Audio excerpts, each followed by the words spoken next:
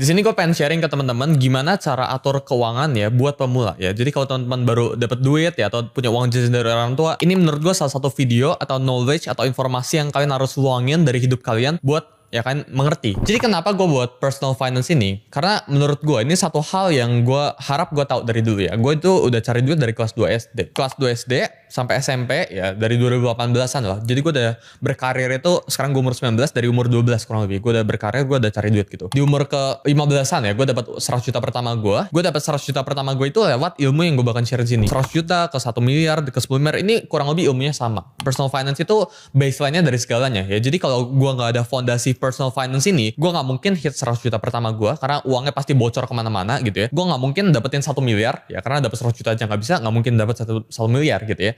Sama gue nggak mungkin dapet 10 miliar dan seterusnya gitu ya. Harus ada baseline ya, harus ada personal finance atau ilmu atau fondasi yang kuat buat keuangan gue gitu ya. Jadi menurut gue ini salah satu video yang teman-teman pastinya mungkin udah sering dengar tentang personal finance di luar sana. Tapi menurut gue ini video yang sangat-sangat penting buat lu nonton gitu ya. Karena semua orang tahu ilmunya, tapi nggak semua orang bisa praktekin ya. Jadi menurut gue kalau seandainya teman-teman ini udah paham, tetap nontonin aja sampai habis dan ya semoga bermanfaat. Kita langsung aja masuk ke personal finance untuk pemula. Jadi kenapa personal finance ya? Menurut gue ini kayak yang gue tadi bilang ya, ini ada 3 poin ya. Yang pertama itu menurut gue personal finance itu operating system dari seluruh aspek hidup kita. Ya jadi maksudnya kalau teman-teman ini operating system kan bertujuan buat nge-operate seluruh sistem yang terjadi kan. Jadi application ya, misal lu buka HP lu gitu ya. Aplikasi itu bisa dibuka kalau OS-nya itu bekerja dengan baik gitu ya. Kalau software itu bekerja dengan baik gitu. Tapi ketika OS-nya, ketika software-nya ini nggak bekerja dengan baik, lu nggak bisa buka aplikasi apa-apa. Alias maksudnya kayak gimana? Ya kalau finance lu itu hancur, ya lu nggak bisa makan, nggak bisa tidur, nggak bisa keluar, nggak bisa tinggal dan sebagainya. Jadi finance lu itu harus kuat dulu. Ya itu yang pertama menurut gue ya. Jadi kenapa personal finance itu penting? Karena itu core-nya dari segala hal yang lu lakuin ya. Segala hal yang lu akan lakuin di dunia ini itu akan butuh duit. Ya misal kedepannya kesehatan itu butuh duit. Segala hal yang lu akan lakuin ke depannya ya setiap hari buat lu hidup itu butuh yang namanya itu duit. Jadi menurut gue sangat penting buat teman-teman ini belajar mengelola uang gitu ya. Yang kedua ya, yaitu dengan teman-teman ini bisa mengelola yang namanya itu finance atau keuangan teman-teman sendiri ya. Teman-teman ini bakal punya arah yang lebih jelas buat hidupnya itu pengen arah kemana ke depannya. Dan hidup itu nggak dikendalin sama uang. Misalnya kayak gimana? Misal gue cuma punya 50 ribu gitu ya, gue jadi terpaksa misal pulangnya jadi harusnya naik motor gitu, harusnya naik MRT, harusnya naik apa. Itu kan hidupnya dikendalikan sama uang. Atau enggak misal gue hari ini cuma ada 50 ribu, jadi gue malam ini terpaksa cuma makan Indomie, padahal bisa makan yang lain. Itu kan hidup lu dikendalikan sama uang. Jadi jangan sampai hidup lu itu dikendalikan sama yang namanya itu uang. Lu harus belajar buat bisa iyain apa aja yang ada di otak lu. Bukan berarti kita konsumtif ya, tapi belajar buat hidupnya itu biar lu nggak pas-pasan. Jadi yang kedua itu tujuannya bisa personal finance ya, atau ngerti ilmu personal finance yang gue akan share di video ini. Itu biar teman-teman ini punya arah hidup yang jelas dan nggak dikendalin sama uang gitu ya. Sama yang terakhir ini kurang lebih mirip lah ya sama poin yang kedua, itu hidupnya itu nggak terpaksa ya. Jadi kalau kayak yang tadi gue bilang ya, misal gue sekarang cuma punya 50 ribu, gue terpaksa malam ini cuma bisa misal makan Indomie, padahal gue bisa kalau nggak ada terpaksa ini opsi ini, mungkin gue pengen makannya di luar atau gue pengen makannya lebih mewah dan sebagainya gitu ya. Jadi personal finance itu menurut gue itu ilmu yang sangat penting buat ya kita mengerti, apalagi Gen Z yang teman-teman audiens gue nonton, karena kan range audiens gue itu kan kurang lebih di umur 18 sampai 25an gitu ya. Dan ini penting banget buat teman-teman tahu gitu. Sebenarnya personal finance itu kuncinya itu cuma satu, yaitu catat. Ya, apapun yang lu lakuin sama keuangan lu itu lu harus catat. Tujuannya pencatatan itu apa? Biar lu self-aware sama keuangan lu sendiri. Ya, jadi lu mungkin pernah dengar ya, analogi orang bilang besar pasak daripada tiang. Ya, maksudnya kayak gimana? Jangan sampai ya, ini sebenarnya simple guys ya, personal finance itu apa? Personal finance itu basically ya jangan sampai pengeluaran lu itu lebih dari gaji yang lu dapat atau lebih dari pemasukan yang lu dapat. Jadi gimana biar pengeluaran lu ini enggak lebih dari pemasukan yang lu dapat? Yaitu pertama, ya lu harus catat segala hal yang terjadi di finance lu. Jadi contohnya sebelah sini ya. Ini lu bisa taruh ke spreadsheet ya. Jadi buka aja Google Spreadsheet atau taruh aja di note ya. Tanggal, uang masuk, uang keluar, terus uang lu sekarang itu berapa. Sama note ini catatan lah ya. Ini uangnya dipakai buat apa gitu. Ini uang masuk, uang keluar lu kurang lebih bisa gantiin sama yang namanya itu debit credit gitu. Cuma overall yang lu butuh lakuin di sini tuh lu harus catat. Karena personal finance kuncinya ya, kunci dari mengelola uang dengan baik, yaitu teman-teman harus catat apapun yang teman-teman lakuin biar lu self aware, biar lu aware dengan keadaan kondisi keuangan lu sekarang ya. Jadi lu tahu uang gue itu lagi sedikit loh. Oh, bulan ini tuh gue spendingnya baik banget ya. Bulan ini gue spendingnya kecilan bagus gitu. Jadi lu bisa tahu ya sama kondisi keuangan lu itu kayak gimana sekarang gitu. Dan ini sering banget ya, mungkin teman-teman ini susah ya buat membedakan yang namanya itu needs sama yang namanya itu wants ya. Jadi needs itu kebutuhan, wants itu kemauan ya, lu mau apa sama lu butuh apa ya. Kebutuhan primer itu ya kebutuhan gitu ya, mau itu ya apa gitu ya. Jadi menurut gua ya, misal ya kalau kita compare ya di sebelah sini ya, jadi housing, transportation, food, utilities, insurance, asuransi ya, clothes, baju gitu. Ini needs, ini kebutuhan gitu ya. Tapi teman-teman ini harus belajar buat separasi yang namanya itu apa keinginan gue ya. Kayak misal gue itu pengen punya latest technology phone ya. Misal lu pengen punya iPhone 17 nanti, 18 gitu pas sudah keluar gitu. Atau enggak latest technology, luxury clothes, and jewelry gitu, travel, entertainment, Netflix dan sebagainya. Itu lu belum tentu butuh gitu. Jadi lu harus belajar buat bedakan needs sama wants ya. Lu kemauannya apa, ya lu butuhnya apa. Ya lu harus belajar buat bedain dua ini. Terkadang ya orang tuh suka terjebak dalam yang namanya itu bias ya. Biasnya itu mereka, oh enggak kok gue butuh ini kok. Padahal kenyataannya itu kemauan mereka gitu ya. Ini ada actually tipsnya ya. Jadi teman-teman buat membedakan need sama wants ya. Ketika teman-teman ini pengen sesuatu, misal oh gue pengen banget nih, ini laptop baru atau HP baru gitu ya. Belajar buat delay dulu 1 minggu sebelum beli barang itu. Jadi sebelum teman-teman misal gue pengen punya laptop baru gitu ya. Ini gue beneran pengen atau enggak ya. Gue tunggu dulu 1 minggu ya. Dan ini gak dicatat ya. Jangan lu catat di HP lu atau jadi wallpaper gitu. Itu pasti keinget. Cuma lu delay dulu 1 minggu ya dari hidup lu gitu ya. Apakah gue masih butuh atau enggak? Setelah 1 minggu kalau gak kepikiran ya bagus. Berarti lu gak butuh lagi setelah itu gitu. Tapi kalau setelah 1 minggu ini lu masih setiap hari kepikiran harusnya ada. Jadi belajar buat tunggu 1 minggu dulu gitu. Yang kedua itu kalau gue gak beli ini, hidup gue itu terganggu atau enggak? Contohnya ya. Misal kalau gue gak ada laptop ini, hidup gue itu pasti sengsara banget ya. Atau enggak misal kalau gue gak ada mobil ya, hidup gue itu pasti sengsara banget karena gue harus naik gokar harus tunggu dan sebagainya. Jadi lu bisa tanya ke diri lu sendiri ya, apakah ketika kalau gue nggak beli ini ya, hidup gue itu akan terganggu atau enggak? Kalau hidup gue terganggu ya lebih baik gue beli biar gue save up time sama hidup gue itu lebih tenang gitu ya. Itu yang kedua. Sama yang ketiga ya, ini lu pengen beli barang ya atas fungsi atau emosi. Misal gue pengen beli iPhone 17 gitu. Apa beda iPhone 17 sama X gitu? iPhone 10 sama iPhone 17 apa bedanya? Gue pengen belinya itu gara-gara iPhone 17 itu misal bisa dual kameranya depan sama belakang contohnya gitu. Atau ya gue pengen belinya itu gara-gara lebih keren aja, lebih terbaru aja gitu ya. Jadi teman-teman harus belajar buat bedakan yang namanya itu needs sama wants. Ya lu beneran pengen atau enggak. Dan biasanya ya wants ini teman-teman boleh beli aja karena kan yang namanya hidup ya kita harus belajar buat enjoy gitu. Wants itu gue pribadi suka buat aturannya ya 1:10 rasionya ya. Jadi ketika teman-teman misal pengen beli ya misal konsumtif ya, ngebeli sesuatu, misal gue pengen beli HP ini contohnya ya, harganya misal 20 juta gitu. Cara gue beli HP ini 20 juta kayak gimana, gue harus punya 10 kali lipat uangnya dulu atau penghasilannya dulu. Jadi misal gue punya 20 juta, ya gue pengen beli barang 20 juta, gue harus hasilin 200 juta dulu sebelum beli barang 20 juta. Itu baru gue beli konsumtif. Ini salah satu actually niche ya, atau salah satu informasi yang teman-teman harus pahamin, itu bedakan buat needs sama wants dulu gitu ya. Apakah gue beneran butuh, itu pertama, dan apakah ini masuk ke kategori butuh atau kemauan otak aja. Dan ini emosi aja atau beneran fungsi aja gue belinya. Selanjutnya ya, ini underrated ya. Mungkin beberapa teman-teman gak related, cuma ini salah satu ilmu yang menurut gue wajib teman-teman tahu, yaitu bayar dan hindari yang namanya itu kredit dan hutang ya. Dan ketika teman-teman ini ada hutang ya, mau pinjol itu parah banget ya, tapi kalau udah kredit, misal udah cicilan, itu lo harus segera lunasin dulu. Jadi menurut gue kesalah kaprahan orang zaman sekarang itu mereka pengen investasi tapi masih ada utang.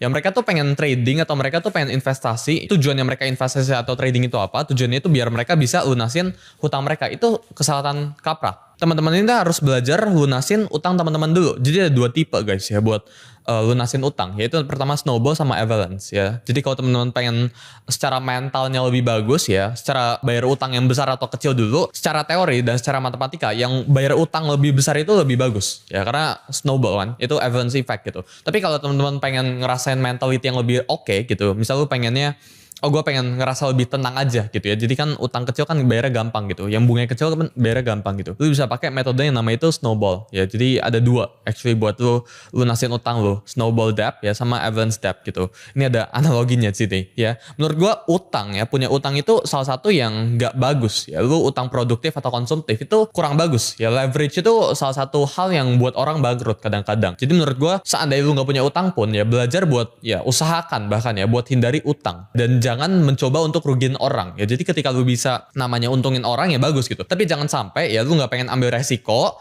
dan lu malah pinjam duit ke orang terusnya orangnya yang rugi. Karena itu kan mempertaruhkan reputasi lu pada dasarnya. Jadi jangan pernah menurut gua pribadi kalau nggak berdesak sekali ya jangan yang namanya itu pakai leverage atau jangan ngutang. Lu jangan pakai duit lu nggak punya basically. Ya itu nggak wise aja dan lu bisa reset.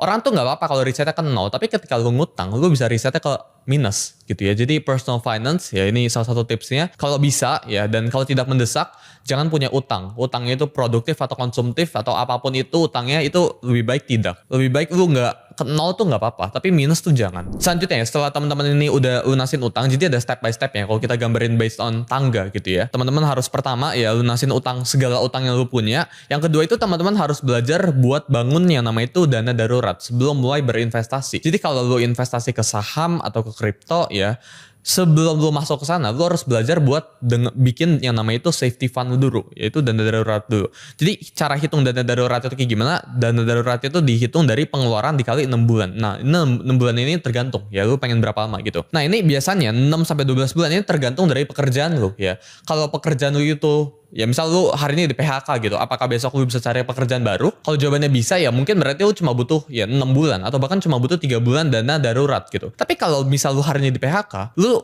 tanya ke diri lu, apakah 1 bulan ke depan gue masih bisa dapat pekerjaan lagi? Atau gue nggak tahu gue bisa dapat pekerjaan lagi ya kapan? Kalau detik ini pun gue dipecat sama bos gue gitu. Berarti ya lu harus bangun 12 bulan. Jadi semakin ini tergantung ya dari pekerjaan lu ya. Jadi kalau pekerjaan lu itu something yang demand itu tinggi sekali ya. Jadi kalau demand dari pekerjaan lu tinggi ya dana daruratnya nggak apa-apa. Pendek tuh oke gitu. Tapi kalau demandnya sedikit, berarti lu butuh dana darurat yang panjang. Bangun dana darurat itu wajib, tapi jumlah bulannya itu vary ya, bergantung dari teman-teman ya. Cuma kalau teman-teman pengen aman ya, belajar buat bangun yang namanya itu dana darurat ya selama 12 bulan aja gitu ya. Jadi sebelum berinvestasi, sebelum masuk saham, sebelum masuk ke kripto, pastiin buat bikin safety fund dulu dan lunasin utang lu dulu. Dan ini salah satu konsep ya yang teman-teman harus pahamin ya. Jadi belajar buat pay yourself first ya. Ini budgeting method actually ya. Jadi setiap kali teman-teman gajian ya belajar buat sisihkan untuk dana darurat, tabung atau investasi. Jadi jangan di-spend dulu. Ini kata-kata Warren Buffett nih. Do not save what is left after spending, but spend what is left after saving. Maksudnya kayak gimana?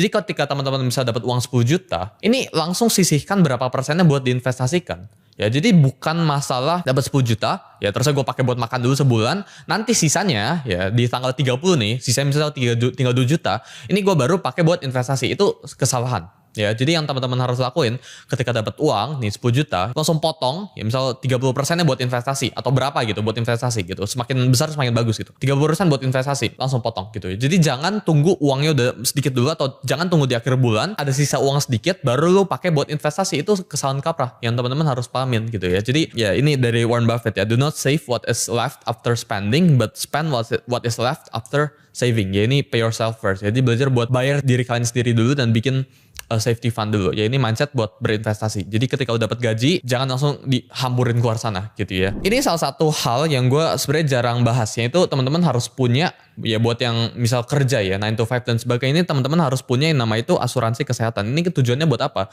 Ini bukan buat safety atau apa, bukan buat punya apa dan sebagainya. Tapi menurut gue ini tujuannya itu buat cash flow lo. Ketika lo misal sakit, kan sakit itu kan gak ada yang tahu gitu. Ketika lo sakit, cash flow lo ini ya dana darurat lo ini bisa aja kemakan tiba-tiba gitu ya. Jadi menurut gue daripada dana darurat lo kemakan atau investasi lo habis gitu ya. Lo awalnya lagi investasi atau lagi trading, kan posisinya lagi nyangkut gitu. Tiba-tiba lo sakit, lo jadi harus likuidasi semuanya, lo jualin gitu buat kesehatan lo gitu. Jadi menurut gue ini salah satu hal yang teman-teman harus consider ya buat personal finance ya, karena asuransi itu atau kesehatan itu prioritas. Gue pernah dengar di luar sana ya, orang yang sehat itu wants 1000 thing gitu ya. Jadi orang tuh mau 1000 hal gitu kalau lu gak sakit. Tapi ketika a sick man only wants one ya. Jadi ketika orang lagi sakit itu mereka cuma maunya satu, mereka cuma maunya sembuh. Jadi kesehatan itu nomor 1 ya, uang itu baru nomor 2. Karena ketika lu sakit ya, mungkin teman-teman yang udah sakit pasti merasa gitu ya.